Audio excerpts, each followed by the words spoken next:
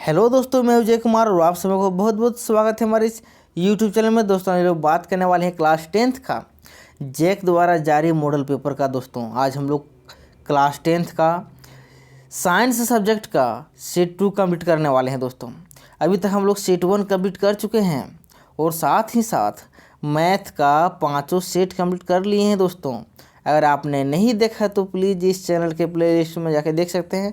वहाँ पर सभी वीडियो आपको अवेलेबल मिल जाएगा। वहाँ जाके आप सभी का वीडियो देखिए बारी बारी से और सभी का क्वेश्चंस का आंसर बनाइए अच्छी तरीके से। क्या करना है उसके बाद आपको एग्ज़ाम में, फाइनल एग्ज़ाम में एकदम गर्दा उड़ा कर जाना है कि नहीं। तो देखिए हम लोग का यहाँ पर जो टोटल क्वेश्चंस है 19 है, सभी सब्जेक्ट में देख रहे हैं तो 19 क्वेश्चंस है दिया हुआ रहेगा तो आपको सेट में, ठीक है। उसमें से 13 क्वेश्चन से बनाना है, सभी हम लोग जानते हैं, लेकिन ये क्वेश्चन से 13 जो है वो फाइनल एग्जाम में हम लोग का जो है सेंटर जाके बनाइएगा, वहाँ पर एक काम करना है। लेकिन यहाँ पर 1900 क्वेश्चन को ध्यान में रख के आपको क्या करना है, पढ़ाई करना है, ठीक है। ताकि ज़रूरी नहीं कि यहाँ पर 13 क्वेश्चन ही सेलेक्ट करके वहाँ पर आप जो पढ़ के जाइएगा वही आएगा। यहाँ 1900 में से किसी इधर उधर का फेरबदल हो सकता है कि नहीं। तो ये चीज़ को आपको ध्यान रखना है और बाकी सभी सेट में कंप्लीट करके आपको एकदम हूबहू जिस तरह से एग्ज़ाम में लिखना है उस तरह से हम क्या कर रहे हैं, आपको देखिए डिटेल वाइज पूरा लाइन क्वेश्चंस भी है, उसके साथ ही आंसर कैसे देना है वो आंसर भी हम साथ ही साथ लिखते जा रहे हैं। मतलब एग्जैक्ट हूबहू कॉपी में कैसे आपको आंसर देना है वो चीज़ हम यहाँ पर बताते हुए जा रहे हैं, ताकि आपको कोई किंतु परंतु एक नंबर कटने का चांस ही नहीं है, ठीक है। आपको हूबहू इस तरह से लिखना है और आपको अच्छी तरह से नंबर भी मिलेगा और कहीं पर नंबर कटने का चांस ही नहीं आएगा, है कि नहीं। तो इसके लिए क्या करना है, आपको इस चैनल को थोड़ा सब्सक्राइब कर लीजिए और साथ ही साथ अपने दोस्तों के पास भी शेयर कीजिए, ताकि क्या होगा उसके लिए भी हेल्पफुल होगा और मेरा भी थोड़ा सपोर्ट होगा, है कि नहीं। तो चलिए क्वेश्चन नंबर 1 स्टार्ट करते हैं। क्वेश्चन नंबर 1 क्या बोल रहा है, देखिए फटाफट स्टार्ट करते हैं। देखिए क्वेश्चन नंबर 1 बोलता है कि विद्युत धारा का ऐसा ही मात्रक लिखिए और किसी चालक में विद्युत धारा मापने के लिए किस उपकरण का प्रयोग मतलब किया जाता है, ठीक है। देखिए उसका आंसर कैसे लिखना है। विद्युत धारा का ऐसा ही मात्रक हम सब जानते हैं एम्पियर होता है और इसका जो हम लोग प्रयोग करते हैं किसी चालक में विद्युत धारा मापने के लिए अमीटर का प्रयोग किया जाता है। दोस्तों अमीटर, है कि नहीं, विद्युत धारा में कितना धारा प्रवाह हो रहा है नहीं हो रहा है उसको मापता है, ठीक है। इसका प्रयोग करते हैं अमीटर के रूप में। दूसरा क्वेश्चन यहाँ पर है प्रतिरोध की एसआई मात्रक लिखिए। किसी तार का प्रतिरोध उसकी लंबाई पर निर्भर करता है, हाँ या नहीं। ये क्वेश्चन का आंसर देना है। दोस्तों देखिए प्रतिरोध का एसआई मात्रक ओम है, क्या है, ओम। और हाँ, हम लोग का जो क्वेश्चन बोल रहा है कि हाँ या ना में आंसर दें, तो हाँ है, क्या कारण है, देखिए किसी तार की प्रतिरोध उसकी लंबाई पर निर्भर करती है। दोस्तों मतलब वो देखते हैं कि प्रतिरोध रेजिस्टेंस है उसके बराबर रो इंटू एल बाई ए होता है, ठीक है। तो देखिए रेजिस्टेंस है वो डायरेक्टली प्रोपोर्शनल टू है लेंथ का, मतलब लेंथ बढ़ाएंगे तो रेजिस्टेंस भी बढ़ेगा, लेंथ घटाएंगे तो रेजिस्टेंस भी घटेगा, ठीक है। ये काम बोल रहा है यहाँ पर, तो डायरेक्टली प्रोपोर्शनल है तो ये लेंथ पर निर्भर करता है, ज़रूर करता है। तो हाँ में आंसर देना है। क्वेश्चन नंबर 3 क्या बोल रहा है, देखिए बोला कि 2 ऐसे धातुओं का नाम लिखिए जिन्हें आसानी से चाकू से काटा जा सकता है। बहुत ही सिंपल क्वेश्चन है। बोला कि 2 धातुओं के नाम है, सोडियम पहला है, दूसरा है पोटेशियम। इसको हम लोग क्या करते हैं, आसानी से चाकू से काटा जा सकता है, काट सकते हैं, कि नहीं। तो इसका आंसर इस तरह लिख देना है। 4 नंबर क्वेश्चन, 4 नंबर में क्या बोल रहा है, बोला कि CH3CO CH3 है, दूसरा में है एक C2H4 है, ठीक है। अब बोला इनमें से कौन कौन सा प्रकार्यात्मक समूह उपस्थित है, इनमें से कौन कौन सा मतलब समूह उपस्थित है, उस समूह का बात कर रहा है। देखिए यहाँ पर पहला में है CH3CO CH3, इसमें से कीटोन है, क्या है, कीटोन प्रकार्यात्मक मतलब कार्य के रूप में काम करता है। देखिए इसका इस तरह संरचना CH3C डबल बॉन्ड है, उसके बाद वो फिर CH3 इस तरह से बनता है इसका, ठीक है, संरचना। तो इसमें कीटोन लगा हुआ है। अब दूसरा में यहाँ पर देखिए क्या है, यहाँ पर है C2H मतलब 4। तो देखिए सी हम लोग फॉर्मूला जाने हैं कि C2H2N ये किसका होता है, तो ये होता है एल्किन का। क्या होता है, एल्किन का। तो यहाँ पर जनरल फार्मूला से हम लोग देखते हैं कि यहाँ पर 2 लगा हुआ है, मतलब इनका वैल्यू 2 दूनी 4 हो गया है। तो यहाँ पर क्या लगा हुआ है, 2 दूनी 4 है, तो मतलब अल्किन उसमें है, क्या है, अल्किन समूह उपस्थित है। ये चीज़ याद रखना है। हम थोड़ा समझाते हुए जा रहे हैं। जब तक समझ में नहीं आएगा तब तक क्या होगा, आप अच्छी तरह से एग्जाम में लिख नहीं पाइएगा। तो क्वेश्चन नंबर 5 देखते हैं। 5 में क्या बोल रहा है, बोला कि जीवाश्म क्या है, जीवाश्म है क्या। तो उसको आंसर लिखना है कि लाखों अथवा हजारों साल पहले पाए जाने वाले जीव के परिरक्षित कठोर अवशेष, चट्टानों पर पैरों के निशान, मिट्टी पर बने मृत जीवों के सांचे आदि को हम लोग क्या कहते हैं, जीवाश्म कहते हैं। ठीक है, ये हजारों लाखों वर्ष पहले की बात कर रहा है कि नहीं, जीवाश्म कहा जाता है। इसका आंसर यही हो जाएगा। 6 नंबर देखते हैं। तो 6 नंबर में बोल रहा है यहाँ पर कि वंशानुगत लक्षण से आप क्या समझते हैं, वंशानुगत है कि नहीं। तो इसका आंसर लिखना है कि माता पिता से पीढ़ी दर पीढ़ी उनके संतानों में स्थानांतरण होने वाले लक्षणों को वंशानुगत लक्षण कहते हैं। ये हो गया, उसका आंसर हो गया। इसका जो है आगे देखते हैं कि यह जो क्या करता है, उसके जो डीएनए पर निर्भर करती है और यह एक पीढ़ी से दूसरी पीढ़ी में स्थानांतरित होते रहती है। ये हमारा क्या है, डीएनए ही एक आदमी से दूसरा आदमी में पहुंचता है। तो क्वेश्चन नंबर 5 से 6 हो गया। 7 नंबर में देखिए क्या है, फटाफट हम लोग देखते हैं। देखिए 7 नंबर में है कि एक खाद्य श्रृंखला का उदाहरण दीजिए। खाद्य श्रृंखला इसका हम लोग सेट 1 में भी देख चुके हैं। तो इसमें बोल रहा है कि खाद्य श्रृंखला, देखिए पादप है, उसको कौन खाता है, कीट खाता है, कीट को कौन खाता है, मेढक खाता है, मेढक को कौन सर्प खाता है, और सर्प को कौन खाता है, चील खाता है। ये हमारा क्या है, खाद्य मतलब श्रृंखला है। ठीक है, अब इसमें हम लोग देखते हैं कि इसमें जो है, इसमें पादप जो है उत्पादक का काम करता है। मतलब जो पादप से ही क्या स्टार्ट हो रहा है, ये किसी को नहीं खा रहा है, ये खुद उपज रहा है और इसी से खाने के लिए स्टार्ट हो बढ़ते जा रहा है कि नहीं। देखिए यहाँ पर उत्पादक के रूप में पादप हो रहा है, यही पेड़ पौधे जो होते हैं उत्पादक के काम करते हैं। जबकि कीट जो है प्रथम उपभोक्ता है। क्या है, कीट जो पहली जो बार पादप को खा रहा है, कौन खा रहा है, कीट खा रहा है, इसलिए प्रथम उपभोक्ता हो गया कीट। और अंतिम उपभोक्ता क्या है, तो वह चील है। सब चीज़ देखिए, सब कुल मिलाकर के कौन खा रहा है, लास्ट में चील खा रहा है। तो हो गया अंतिम उपभोक्ता। इस तरह से लिख देना है, थोड़ा उदाहरण दे करके। अब 8 नंबर में देखिए, 8 नंबर में क्या बोल रहा है कि ओम का नियम बताइए। इस नियम के आधार पर विभवांतर तथा विद्युत धारा के संबंध में लिखिए, प्रतिरोध को परिभाषित कीजिए। प्रतिरोध को भी परिभाषित करना है। ठीक है, तो देखिए इसका आंसर कैसे देना है, ओम का नियम क्या कहता है।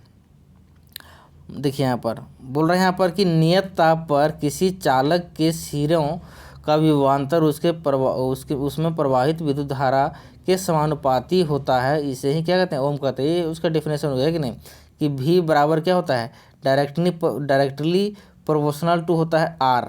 क्या होता है, R। जैसे देखिए यहाँ पर V जो होता है वो डायरेक्टली प्रोपोर्शनल टू होता है क्या, प्रतिरोध का, रेजिस्टेंस का।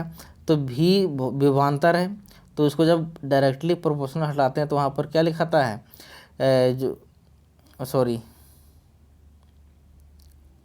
अब यहाँ पर देखिए V जो है वह डायरेक्टली प्रोपोर्शनल टू है I का। किसका है, I का है। अब उसको देखना है हम लोग को कि जब हम लोग वोल्टेज बढ़वाएंगे तो करंट भी बढ़ेगा, ये भी बढ़ेगा, है कि नहीं, एक दूसरे का क्या है, डायरेक्टली प्रोपोर्शनल है।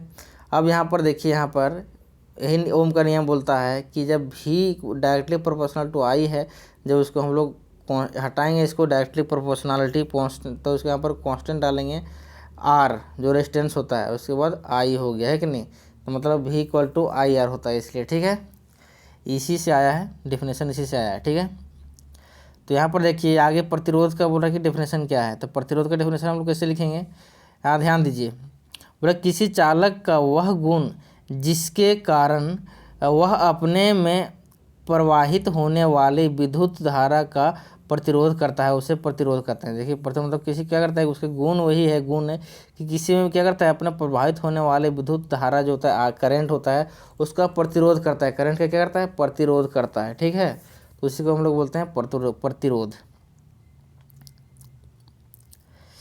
अब क्वेश्चन नंबर 9 बोल रहा है यहाँ पर कि चुंबकीय क्षेत्र रेखाएं क्या है। चुंबकीय क्षेत्र रेखाएं क्या है, चुंबकीय क्षेत्र रेखाओं के कोई 2 गुण लिखिए। क्या लिखिए, कोई 2 गुण लिखिए। तो क्या क्या होता है, देखिए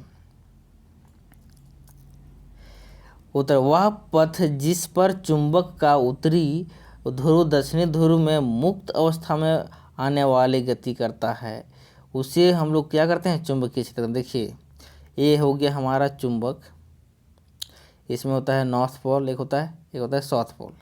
तो यहाँ पर बोला कि देखिए एक पथ का निर्माण इस तरह से बनता है कि नहीं। आवेशित इस तरह से भी करंट बनता है, वहाँ पर क्या करते हैं, मैग्नेट अपना प्रभाव दिखाता है। इस तरह से चुंबक नॉर्थ पोल से साउथ पोल जाता है कि नहीं। तो यहाँ पर देखिए क्या क्या बोल रहा है कि पथ पर चुंबक दूसरी से ध्रुव से चुंबकीय क्षेत्र में मुक्त अवस्था में पाया जाता है, उस और मुक्त अवस्था में आने पर गति करता है, उसे चुंबकीय क्षेत्र कहते हैं। उसका गुण देखिए क्या क्या है। गुण में बोल रहा है पहला पॉइंट कि चुंबकीय क्षेत्र की रेखाएं चुंबकीय बल के मजबूती को दिखाती है। मान लीजिए जैसा उसका इतना इसका क्या इस तरह से घूमल रहेगा, उतना वह मजबूती को उसको दिखाता है चुंबकीय बल, ठीक है। दूसरा में बोल रहा है कि चुंबकीय क्षेत्र की जो रेखाएं होती है वह एक दूसरे पर प्रतिच्छेद करती ही नहीं है, उसका अपना अपना सबका क्या होता है, एक सर्टेन मतलब पाथ होता है, उसी पाथ पर गुजरता है, एक दूसरे पर कभी काटता नहीं से, इस तरह से नहीं, इस तरह से कभी इसमें नहीं जाएगा, अपना अपना सब जाएगा, है कि नहीं। इस तरह से बना हुआ होता है, हम लोग किताब में भी फिगर में देखे होंगे, इसी तरह से बना हुआ रहता है चुंबक का चुंबकीय प्रभाव क्षेत्र देखते हैं तो इसी तरह से आंसर दे देना है। अब क्वेश्चन नंबर देखिए 10 क्या बोलता है, मतलब कि संक्षारण किसे कहते हैं भाई, इससे सुरक्षा के उपाय बताइए। बोले संक्षारण क्या है और इससे हम लोग को कैसे उपाय मिलेगा, उसका उपाय क्या क्या है, उसका सुरक्षा क्या क्या है, सुरक्षा का उपाय। देखिए उसका उत्तर देना है, जब धातुओं का संपर्क वायु व नमी से होता है तो उसकी सतह पर ऑक्साइड, कार्बोनेट, सल्फेट तथा सल्फाइड में से किसी की परत चढ़ जाती है, इसे क्या कहते हैं, संक्षारण कहते हैं दोस्तों। इसको हम लोग पेंट या ग्रीस लगाकर हम संक्षारण से क्या करते हैं, सुरक्षा कर सकते हैं। देखिए दोस्तों, अगर हम लोग क्या करते हैं, इसे मान लो कोई लोहा है, लोहा को हम लोग रख दिए हैं तो क्या करता है, वायु के साथ अभिक्रिया करके नमी उसमें आता है और अभिक्रिया क्या करता है, ऑक्साइड बना देता है, कार्बोनेट, सल्फेट, इस सब में किसी भी तरह से क्या करता है, अभिक्रिया करके वह उसको संक्षारण कर देता है। तो उससे संक्षारण से बचाने के लिए हम लोग उसको पेंट लगा देते हैं गाड़ी में, और तो फिर उसको ग्रीस लगा देते हैं ताकि वह क्या करे, सड़े नहीं, है कि नहीं। इस तरह से होता है। तो चलिए क्वेश्चन नंबर 10 हो गया कंप्लीट। क्वेश्चन नंबर 11 देखते हैं। क्या है, संतृप्त और असंतृप्त हाइड्रोकार्बन में अंतर स्पष्ट कीजिए। तो उसका पहले देखते हैं, संतृप्त हाइड्रोकार्बन है क्या, उसमें अंतर तीन अंतर काफ़ी है कि नहीं। देखिए संतृप्त हाइड्रोकार्बन जो होता है उसको अल्केन कहा जाता है। क्या कहा जाता है, अल्केन। जैसे देखिए एक कार्बन है, उसको संतृप्त कहेंगे। कार्बन में क्या होता है, सिंगल बॉन्ड रहता है, क्या रहता है, सिंगल बॉन्ड रहेगा, तो उसको हम लोग बोलेंगे संतृप्त क्या बोलेंगे, संतृप्त हाइड्रोकार्बन। क्या बोलेंगे, संतृप्त हाइड्रोकार्बन, ठीक है। अब उसका दूसरा जो पॉइंट है, इसमें एकल बंध होता है, मतलब सिंगल बॉन्ड लगता है इसे से कार्बन में। तीसरा में बोले कि यह बहुत कम अभिक्रियाशील होते हैं, या क्या होता है, बहुत कम, मतलब ये अपने आप में पूरा भरा हुआ है, तो जो भरा हुआ रहता है उसको क्या मतलब है, दूसरा से लेना देना, है कि नहीं। तो ये पूरा अपने आप में भरा पूरा रहता है, तो इसलिए किसी से जल्दी अभिक्रिया नहीं करता है, और यही इसका बॉन्ड जल्दी टूटता भी नहीं है कि नहीं। ये इसका इसलिए बोला गया कि अभिक्रिया ज़्यादा नहीं होता है। असंतृप्त क्या बोल रहा है, असंतृप्त में है कि असंतृप्त हाइड्रोकार्बन जो होता है इसे एल्कीन होता है, और एल्कलाइन मतलब एल्काइन को क्या कहते हैं, असंतृप्त हाइड्रोकार्बन कहते हैं दोस्तों। जैसे देखिए कार्बन के बीच में डबल बॉन्ड रहेगा, तो यहाँ पर सिंगल बॉन्ड रहता है, अकेले रहेगा तो मजबूत रहेगा। अगर डबल बॉन्ड रहेगा तो वो थोड़ा सा क्या होता है, इसको हम लोग कुछ प्रभाव दे करके उसको हीट करके तो किसी दूसरे के साथ रिएक्शन करा के हम लोग इस बॉन्ड को तोड़ सकते हैं, है कि नहीं। लेकिन जो सिंगल बॉन्ड रहेगा वह टूटेगा नहीं और बहुत ही मजबूत होता है, अकेले रहता है लेकिन बड़ी मजबूत। अब ये दोनों है मिल के इसको नहीं, कार्बन को बॉन्ड को नहीं मजबूत कर पाता है कि नहीं। तो इसीलिए जब मान ली दो पार्टनर मिल के क्या करता है, कुछ बिजनेस करता है, तो क्या होता है, थोड़ा सा नोकझोंक होने लगता है, तो पूरा मजबूती से काम नहीं होने लगता है। इसी तरह इसमें भी है कि कार्बन के बीच में डबल बॉन्ड रहेगा तो 3 आदमी मिल करके काम कर रहा है तो भी वह मजबूती नहीं होता। इसी को बोला जाता है कि डबल बंध या त्रिबंध, तीनों जो दोनों कंडीशन आता है वह असंतृप्त हाइड्रोकार्बन में आता है। तो यह संतृप्त हाइड्रोकार्बन के अंदर अल्किन आता है, दूसरा में अल्कलाइन आता है। अब इसमें क्या होता है, इसमें द्विबंध या त्रिबंध होता है। बंध कहने का मतलब बॉन्ड होता है, दो कार्बन के बीच में दो बॉन्ड रहेगा या तो फिर तीन बॉन्ड का रहेगा, ठीक है। यह अधिक अभिक्रियाशील होता है, यह अधिक मतलब किसी के साथ भी अभिक्रिया कर देगा, है कि नहीं, इस तरह से रहेगा तो इस तरह से रहेगा, तो दोनों क्या था, अधिक अभिक्रियाशील होता है। ये क्या कि बॉन्ड टूट जाता है इसलिए अभिक्रियाशील करने लगता है कि नहीं। तो देखिए अब इसी तरह से बना लिख देना है हम लोग को 3-3 पॉइंट। अब क्वेश्चन नंबर 12 देखते हैं। जैव आवर्धन क्या है दोस्तों, जैव आवर्धन क्या है, उसका आंसर लिखना है कि जब आवर्धन से अभिप्राय हानिकारक रसायनों का आहार श्रृंखला में प्रवेश करना और पोषी स्तर के साथ आगे बढ़ते चले जाता है। धरती से विषैले रसायन पौधों द्वारा ग्रहण कर लिया जाता है और इस प्रकार यह आहार श्रृंखला में क्या होता है, आगे बढ़ते चला जाता है दोस्तों। इसका आंसर मतलब समझिए आवर्धन क्या है। जैसे मान लीजिए हम लोग लगाते हैं बीज, धान का बीज लगा दिए, अब उसमें से हम लोग क्या करते हैं, खाद डालते हैं, कीटनाशक डालते हैं, और भी बहुत सारी दवाइयाँ डालते हैं कि नहीं। हम लोग देहात का आदमी सब जानता है कि नहीं। तो सभी दवाई वगैरह जितना डालते हैं वो कहाँ जाता है, उसके ज़मीन में चल गया। अब ज़मीन से क्या हो गया, उस पौधा में फैल गया। अब पौधा में जो बीज बना वो बीज में हम लोग, अब बीज बन के जो हम लोग को चावल मिलेगा वो चावल हम लोग को मिल गया।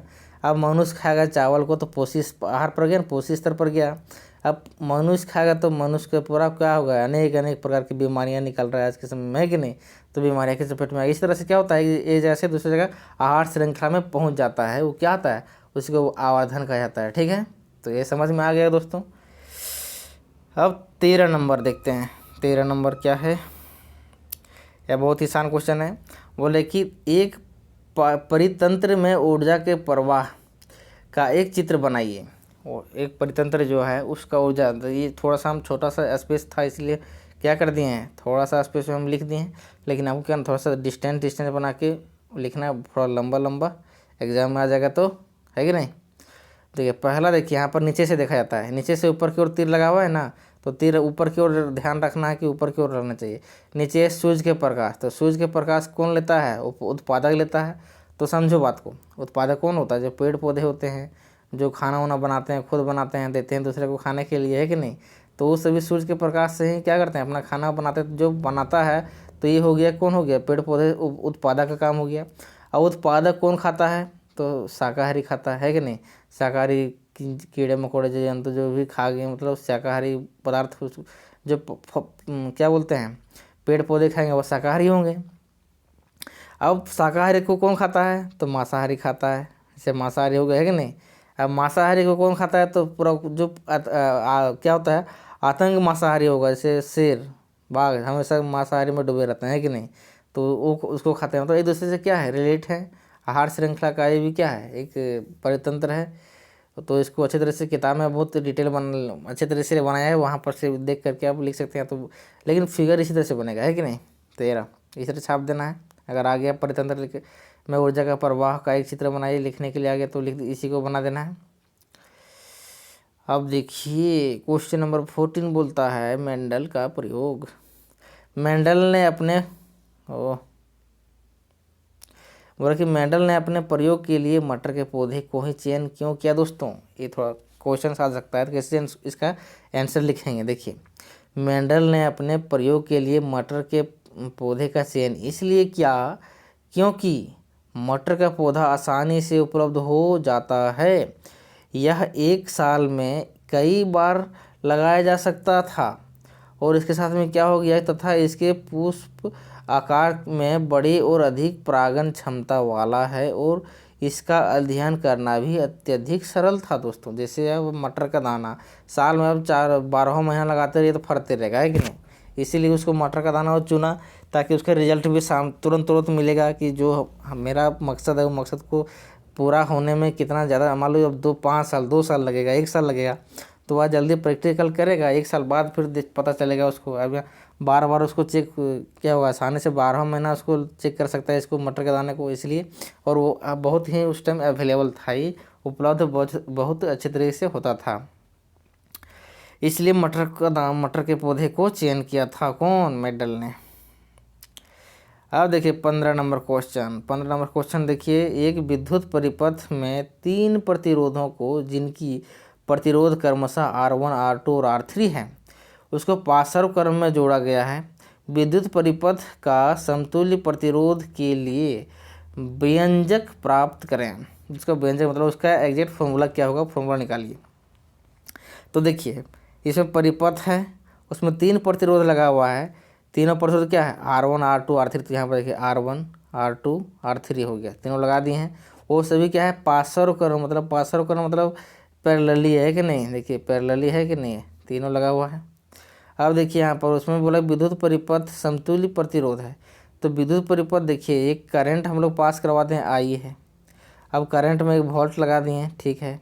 अब देखिए जब करंट यहाँ पर जाएगा दोस्तों, तो यहाँ पर था पहले आई, इसको समतुल्य है। अब यहाँ से क्या होगा, आई तीनों में जाएगा, इधर भी जाएगा, इधर भी जाएगा, इधर तीनों जगह आएगा। तो एक ही करंट था आई, वो 3 भाग में, R1 में जाएगा तो I1 हो जाएगा, R2 में जाएगा तो I2 हो जाएगा, R3 में जाएगा तो I3 हो जाएगा, है कि नहीं। फिर जाके मिल करके एक आई, फिर सभी मिल जाता है तो मिल जाता है, आई बन जाता है। इस तरह से क्या होता है, एक परिपथ में घूमते रहेगा, है कि नहीं। देखते हैं इसका क्या होता है, एग्जैक्ट व्यंजक क्या निकलता है। यहाँ पर लिख दिए थोड़ा कि जो काम किए हैं। 3 प्रतिरोध R1, R2, R3 है, उसको पार्श्व क्रम में जोड़ा गया है। प्रत्येक प्रतिरोध में क्या है, प्रवाहित विद्युत धारा I है, 1, I2, I3 तीनों में पास किया गया है। और परिपथ का कुल विभवांतर क्या है, V है। तो देखिए I जो है वो समतुल्य है किसे किसे, तीनों को जोड़ के, I1, I2, I3 तीनों को जोड़ेंगे तो क्या निकलेगा, एक एग्जैक्ट करंट निकलेगा, है कि नहीं, कि कितना करंट तीनों पास करता, तीनों को जोड़ के बता देंगे कितना करंट है। अब दूसरा में इसी से सब खेला होगा। तो ओम का नियम हम लोग जानते हैं कि ओम का नियम बहुत से हम लोग जानते हैं कि V इक्वल टू क्या होता है, IR होता है। उससे हम लोग करंट बराबर क्या निकाल दिए, I बराबर V/R लिख दिए, है कि नहीं, ये हो गया।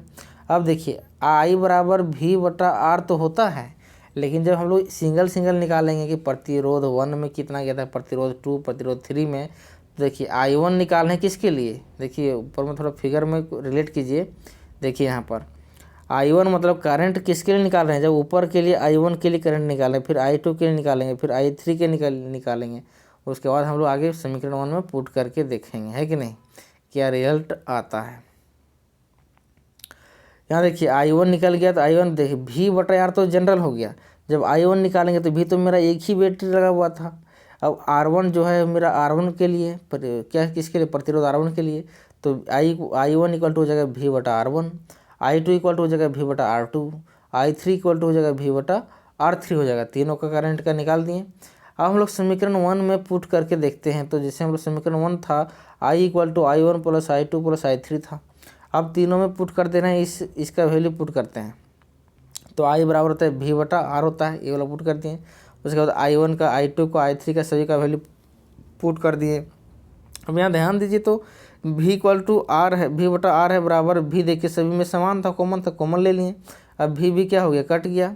तो इसको देखिए एक कट गया, काट दिए, है कि नहीं। तो यहाँ पर 1/R बचा, तो 1/R बराबर क्या हो जाएगा, 1/R1 plus 1/R2 plus 1/R3। यही तो था मेरा व्यंजक, यही व्यंजक को निकालना है। तो थोड़ा सा क्या है, इम्पोर्टेंट है, तो इम्पोर्टेंट रहने के कारण इसको अच्छी तरह से देख लेना है। थोड़ा इसको कैसे हम लोग लाते हैं, वो लाने का तरीका भी हम लोग को अच्छे से याद होना चाहिए। और तो इस कैसे याद होगा, तो कॉपी में 2-3 बार लिखिए, याद हो जाएगा। अब क्वेश्चन नंबर 16 देखते हैं। 16 नंबर बोल रहा है कि विद्युत मोटर क्या है, इसका सिद्धांत लिखिए। एक विद्युत मोटर का नामांकित चित्र बनाइए और इसके 2 उपयोग भी लिखिए। इतना सारा क्वेश्चन से एक ही में अटैच कर दिया, है कि नहीं। तो पहले देखते हैं विद्युत मोटर है क्या। विद्युत मोटर एक ऐसी युक्ति है जो विद्युत ऊर्जा को क्या करती है, आंतरिक ऊर्जा में परिवर्तित करता है। क्या करता है, विद्युत ऊर्जा को आंतरिक ऊर्जा में परिवर्तित करती है। उसी को हम लोग क्या बोलते हैं, विद्युत मोटर कहते हैं, ठीक है। ये था विद्युत मोटर का डिफिनेशन। अब उसका सिद्धांत क्या बोलता है, सिद्धांत लिखेंगे नीचे, है कि नहीं। तो देखिए विद्युत मोटर जो है वो विद्युत धारा के चुंबकीय प्रभाव के सिद्धांत पर कार्य करती है। उसके चुंबकीय प्रभाव का जो सिद्धांत है उस सिद्धांत पर कार्य करती है। क्या करती है, जब धारावाही चालक को चुंबकीय क्षेत्र में रखा जाता है, धारावाही चालक मतलब जो चालक है उसको चुंबकीय क्षेत्र में रखा जाता है, तो उस पर एक बल आरोपित होता है, मतलब उत्पन्न होता है। इस बल की मदद से क्या होता है, विद्युत ऊर्जा आंतरिक ऊर्जा में परिवर्तित हो जाती है। दोस्तों देखिए इसका फिगर बनाते हैं। फिगर क्या है, आकृति देखिए यहाँ पर, देखिए ध्यान से चुंबकीय क्षेत्र रखा हुआ है, यहाँ पर बनाया हुआ है। अब इस चुंबकीय क्षेत्र में हम ध्यान से देखिए यहाँ पर क्या हो रहा है, ये टर्निंग हो रहा है यहाँ पर चुंबकीय क्षेत्र में, है कि नहीं। तो ये देखिए यहाँ पर ये पूरा घूम रहा है R1 R2, है कि नहीं। तो यहाँ पर देखिए नॉर्थ पोल इधर है, इधर साउथ पोल है। इस चुंबकीय प्रभाव से क्या होता है, ये पूरा घूमता है, घूमते घूमते घूमते घूमते क्या होता है, पूरा फिट हो जाता है और फिर उससे क्या होता है, आंतरिक ऊर्जा में परिवर्तन हो जाता है। तो आंतरिक ऊर्जा में क्या होता है, देखिए उसका उपयोग है, दो उपयोग है। क्या क्या उपयोग है, तो दो उपयोग जैसे हम लोग जानते हैं कि घर में जो पंखा घुमाते हैं भाई, तो हम लोग स्विच जैसे ही दबाते हैं खिटिक, तो क्या होता है, पंखा रन रन रन रन घूमने लगता है। तो कैसे घूमता है, ये विद्युत ऊर्जा को क्या कर रहा है, दूसरे आंतरिक ऊर्जा में कन्वर्ट करके तो आपको हवा दे रहा है कि नहीं। दूसरा में हम लोग वॉशिंग मशीन देखते हैं, वो भी हम लोग बिजली देते हैं उसको, है कि नहीं। तो क्या होता है कि उसको आंतरिक मतलब किसी और ऊर्जा में काम करने लगता है, आंतरिक ऊर्जा, ठीक है। CD हो गया, DVD हो गया, बहुत सारे एग्जाम्पल है, आपको घर में सबके घर में मिलेगा ये सब चीज़। तो ये सब चीज़ क्या है, विद्युत ऊर्जा को आंतरिक ऊर्जा में कन्वर्ट करता है।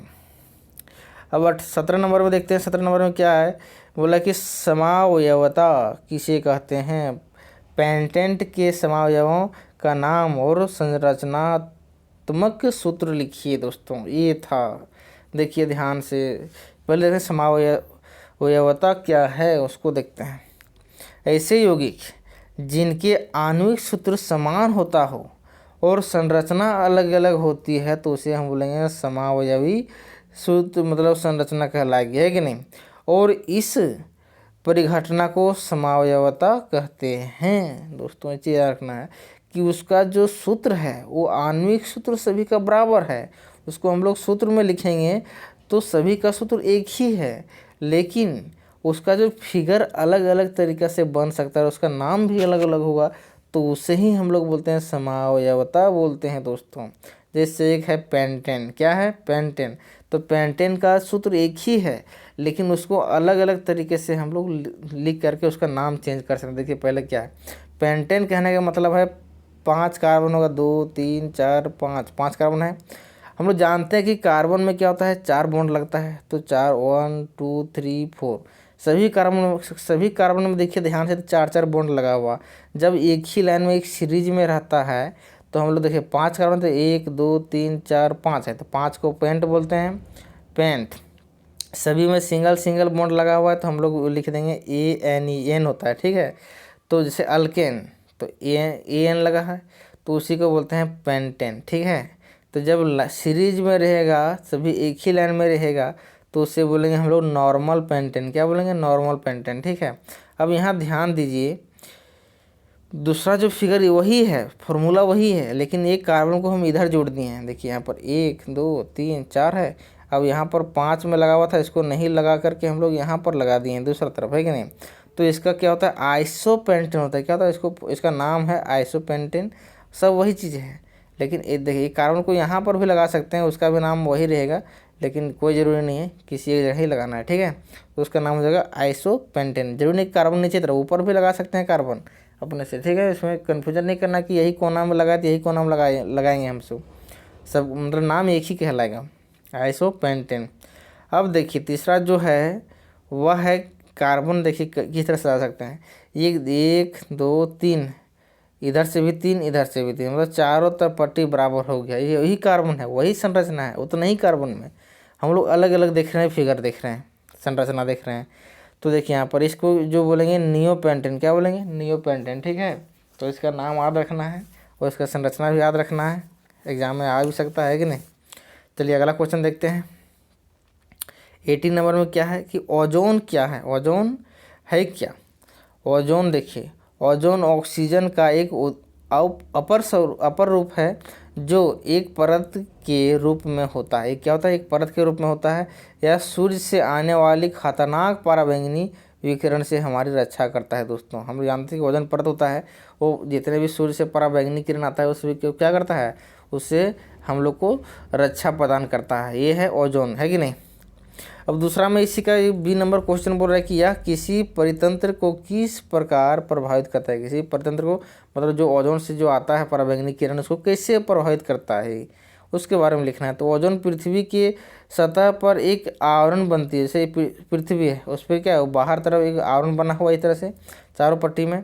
अब जो बनी है जो क्या करती है, पराबैंगनी विकिरणों से बचाती है। क्या करती है, जब यहाँ पर सूर्य है यहाँ से आता है जो किरण विकिरण पराबैंगनी किरण यहाँ पर रुक जाता है, इसको क्या करता है, नष्ट कर देता है। क्या करता है, नष्ट करता है। देखिए कैसे करता है, यहाँ पर ओजोन सूर्य से क्या करती है, पृथ्वी तक आने से पहले चालक पराबैंगनी विकिरणों को सोख लेती है। क्या करती है, सोख लेती है, ठीक है। उसके बाद तथा उन्हें पृथ्वी तक नहीं पहुंचने देती है। ये पराबैंगनी विकिरण हमारे लिए बहुत ही हानिकारक है दोस्तों। इस प्रकार क्या करता है, परितंत्र को नष्ट होने से बचाता है। क्या करता है, तो ये हमारा परितंत्र जो है उसको नष्ट होने से बचा देता है, ठीक है। अब देखिए सी नंबर इसका क्या बोल रहा है कि ओजोन परत के बारे में ही, ओजोन परत के जो क्षय को रोकने के लिए क्या क्या कदम उठाए गए हैं दोस्तों। तो उस ओजोन परत का जो क्षय है वो देखिए हम लोग जानते हैं कि धीरे धीरे छेदा होता जा रहा है, हम लोग सुनते हैं, लेकिन उसको बचाए रखना बहुत ही ज़रूरी है। नहीं तो हम लोग क्या करेंगे, सीधे पराबैंगनी किरण का शिकार बनते जाएंगे, है कि नहीं। वो बहुत ही हानिकारक होता है। तो ओजोन परत के क्षय को कम करने के लिए निम्नलिखित कदम उठाए गए हैं। पहला क्या है कि CFC मतलब क्लोरोफ्लोरोकार्बन है दोस्तों, क्लोरोफ्लोरोकार्बन है, उसके उपयोग पर नियंत्रण किया गया है। उसका उपयोग के ऊपर क्या करना है, नियंत्रण किया गया है। जैसे इसका प्रयोग कहाँ होता है, रेफ्रिजरेटर के लिए फ्रिज में किया जाता है कि नहीं, तो उसका कम उपयोग करना है। दूसरा में है नाभिकीय विस्फोट पर नियंत्रण किया गया। नाभिकीय जब विस्फोट एटॉमिक न्यूक्लियर बम वगैरह जो बनता है उसमें क्या होता है कि इसका उपयोग अधिकतर किया जाता है, तो वहाँ पर भी कम से कम उपयोग करना है, मतलब हमको क्या करना है, बचाना है।